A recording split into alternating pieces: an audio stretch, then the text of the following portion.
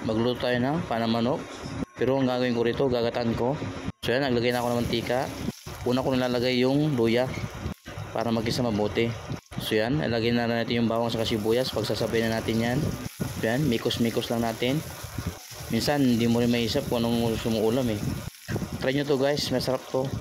So yan, maglalagay ko ng kamatis dito, by 3 piraso. Hindi ko nadudurugin yung kamatis, lalagay ko na yung paa dyan. Kasi madudurog din yung kamatis mamaya pag ginisa na yung paa. So yan, lalagay ko na yung panamanok. Bali hinati ko lang yan sa gitna para madaling maluto. Bali kalating kilo lang yung niluto ko ngayon, panamanok.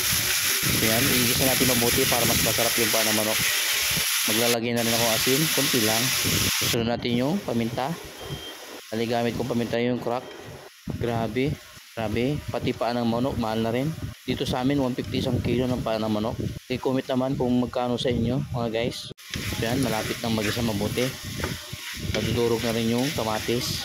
Huwag yun hintayin madurog yung kamatis bago ilagay yung paa. Reyes lang po yun. So yan, lalagay ko yung gata dito. Ito yung pangalawang gata. Kung napapansin nyo, nadidilaw yung sabaw dahil dun sa kamatis. Yan, pagkatapos ng 20 minutes, lalagay na ako ng tuyo. Bali, 2 sandok ng tuyo. Tapos, 2 sandok din ng suka. Depende na sa inyo kung anong gusto nyo yung suka. Any brand po, pwede. Nalagay ako ng ceiling green, 2 piraso. Optional po yan. Kahit di na kayo maglagay, pwede naman. Nalagay ko na yung unang gata, o tinatawag na kakang gata.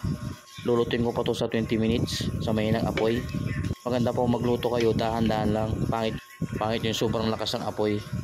Naglagay din ako ng siling pula, kulay red. Yan, takpan natin.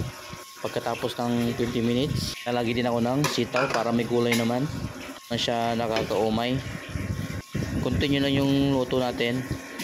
Patutuyuin ko pa yan sa gata, yung nagmamantika. So yan, malapit na maluto.